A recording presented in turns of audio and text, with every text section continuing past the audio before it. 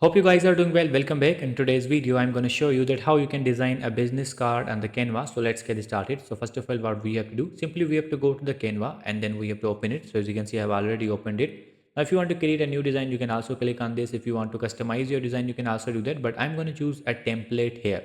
So now simply what we have to do, we have to write the business card here. So I'm going to write the business card and then simply we have to press the enter, and after pressing the enter you will get a lot of designs here. As you can see, now these all designs are provided here. We just have to choose the design, that which design you want. So for example, I'm going to click on this design. So let's click on this design, and after that, as you can see, you will get some other options as well, but I'm going to click on this customize this template option. So we have to click on this, and after clicking on this template we can edit each and every information. If you want to change the name, for example, I'm gonna write the name here.